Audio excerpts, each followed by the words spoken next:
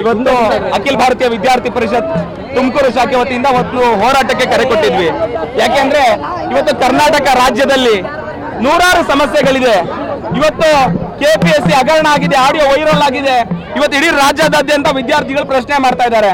ಕೇಂದ್ರದಲ್ಲೇನೋ ನೀವೆಲ್ಲರೂ ಕೂಡ ಹೋರಾಟ ಮಾಡಿದ್ವಿ, ನಾವು ಕೂಡ ಹೋರಾಟ ಮಾಡಿದ್ವಿ, ರಾಜೀನಾಮೆ ಕೊಟ್ಟಾಯ್ತು. ಹಾಗಾದ್ರೆ ಕರ್ನಾಟಕದಲ್ಲಿ ರಾಜೀನಾಮೆ ಕೊಡೋದು ಯಾವಾಗ? ನ್ಯಾಯ ಅಂದ್ಮೇಲೆ ಎಲ್ರಿಗೂ ಒಂದೇ ನ್ಯಾಯ ಅಲ್ವಾ? ಕರ್ನಾಟಕದಲ್ಲಿ ಕೂಡ ಇವತ್ತು 70-80 ಲಕ್ಷ ರೂಪಾಯಿಗಳಿಗೆ ಇವತ್ತು ಒಂದು ಕೆಪಿಎಸ್ಸಿಯಲ್ಲಿ ಹಗರಣ ಆಗುತ್ತೆ, ಒಂದು ಪಶು ವೈದ್ಯಾಧಿಕಾರಿಯ ನೇಮಕಾತಿಯಲ್ಲಿ ಹಗರಣ ಆಗುತ್ತೆ ಅಂದ್ರೆ ನೀವು ರಾಜೀನಾಮೆ ಕೊಡೋದು ಯಾವಾಗ? ಇವತ್ತು ಕರ್ನಾಟಕ ರಾಜ್ಯದಲ್ಲಿ ಶಿಕ್ಷಣ ಮಂತ್ರಿಗಳೇ ಇಲ್ಲ. ಹಾಗಾದ್ರೆ ಯಾರು ರಾಜೀನಾಮೆ ಕೊಡಬೇಕು? ಈ ರಾಜ್ಯದ ಮುಖ್ಯಮಂತ್ರಿಗಳು ಇವತ್ತು ರಾಜೀನಾಮೆ ಕೊಡಬೇಕು ಅಂತ ನಾವು ಆಗ್ರಹ ಮಾಡ್ತಿದ್ದೀವಿ. ಕಾರಣ ಏನಂದ್ರೆ ಸಾಲು ಸಾಲು ವಿದ್ಯಾರ್ಥಿಗಳ ಸಮಸ್ಯೆಗಳಿದೆ ಇಡೀ ರಾಜ್ಯದಲ್ಲಿ. ಇವತ್ತು ಒಂದು ಶೈಕ್ಷಣಿಕ ಸಮಸ್ಯೆಗಳ ಪಟ್ಟಿ ಮಾಡಬಹುದು, ಅಷ್ಟು ಶೈಕ್ಷಣಿಕ ಸಮಸ್ಯೆಗಳಿದ್ರು ಕೂಡ ನೀವು ಪ್ರಚಾರಕ್ಕೋಸ್ಕರ ಕೇಂದ್ರ ಡೆಲ್ಲಿಗೆ ಹೋಗ್ತೀರಾ ಸ್ವಾಮಿ. ನಿಮ್ಮ ಮೇಲಿರ್ತಕ್ಕಂತಹ ರಾಜಕಾರಣಿಗಳನ್ನ ಮೆಚ್ಚಿಸ್ಲಿಕ್ಕೆ ಹೋಗ್ತೀರಾ. ಇಲ್ಲಿರ್ತಕ್ಕಂಥ ವಿದ್ಯಾರ್ಥಿಗಳ ಭವಿಷ್ಯ ಅಂತಕ್ಕಂಥ ಬೀದಿಗೆ ಬರ್ತಾ ಇದೆ. ಇವತ್ತು ವಿದ್ಯಾರ್ಥಿಗಳ ಕಣ್ಣಲ್ಲಿ ನೀರು ಬರ್ತಾ ಇದೆ. ಬಸ್ಗಳಲ್ಲಿ ಇವತ್ತು ಫ್ರೀ ಬಸ್ ಮಾಡಿದೀವಿ, ನುಡಿದಂತೆ ನಡೆದಿದ್ದೀವಿ ಅಂತ ಆಶ್ವಾಸನೆ ಕೊಡ್ತೀರಾ.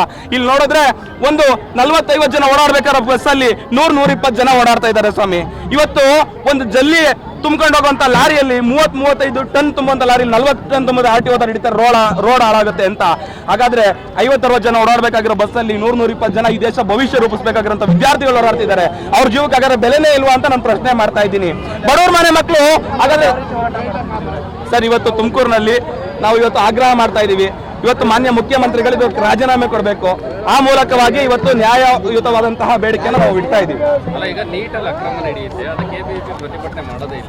ಸರ್ ಇವತ್ತು ಎಲ್ರಿಗೂ ಕೂಡ ಮಾಧ್ಯಮ ಮಿತ್ರರಿಗೆ ಮಾಹಿತಿ ಗೊತ್ತಿದೆ ಅಂತ ನಾನು ಭಾವಿಸ್ತೀನಿ. ಕಾರಣ ಏನಂದ್ರೆ ಡೆಲ್ಲಿಯ NTA ಕೇಂದ್ರ ಕಚೇರಿಯನ್ನ ಮೊದಲನೇ ದಿನ ಮುತ್ತಿಗೆ ಹಾಕಿ ನಾವು ಕೇಂದ್ರ ಸರ್ಕಾರಕ್ಕೆ 3 ಬೇಡಿಕೆಗಳನ್ನ ಆಗ್ರಹ ಮಾಡಿದ್ವಿ. ಆ 3 ಬೇಡಿಕೆ ಆಲ್ರೆಡಿ ಈಡೇರಿದೆ. ಒಂದು, CBI ತನಿಖೆಗೆ ಒಪ್ಪಿಸಬೇಕು ಅಂತ ಹೇಳಿದ್ವಿ.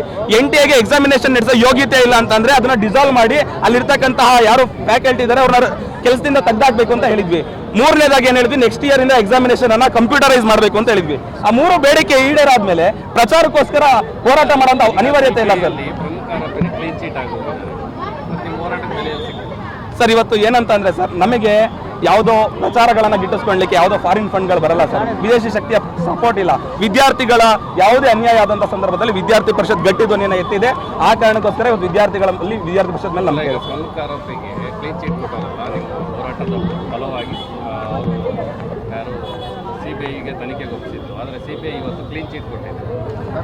ಸರ್ ಇವತ್ತು ಆಗ್ರಹ ಮಾಡ್ತಾ ಇದ್ದೀವಿ ಸರ್. ಅದ್ರಲ್ಲಿ ಯಾರು ತಪ್ಪಿತಸ್ಥರಿದ್ದಾರೆ ಅವ್ರ ವಿರುದ್ಧ ಕಠಿಣ ಕ್ರಮ ಆಗಲೇಬೇಕು. ಆ ಮೂಲಕವಾಗಿ ಎಲ್ಲ ವಿದ್ಯಾರ್ಥಿಗಳು ನ್ಯಾಯ ಸಿಗಲೇಬೇಕು ಸರ್. ಇದು ವಿದ್ಯಾರ್ಥಿಗಳ ಭವಿಷ್ಯ ಜೊತೆ ಯಾರೇ ಚಲಾಟ ಆಡಿದ್ರು ಕೂಡ ಅದನ್ನ ನಾವು ಪ್ರಶ್ನೆ ಮಾಡೇ ಮಾಡ್ತೀವಿ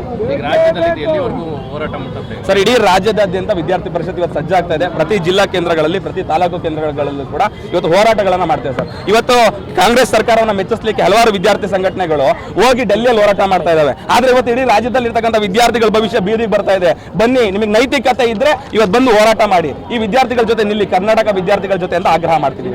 ಗುರುಪ್ರಸಾದ್ ಹೋರಾಟ ನಿಲ್ಲುತ್ತಾ ಅದು ಒಂದಿನಕ್ಕೆ ಮಾತ್ರ ಸೀಮಿತ? ಇಲ್ಲ ಸರ್, ನಿರಂತರವಾಗಿ ಹೋರಾಟ ಇನ್ನು ಪ್ರಾರಂಭ ಆಗುತ್ತೆ ಸರ್ ಕರ್ನಾಟಕದಲ್ಲಿ.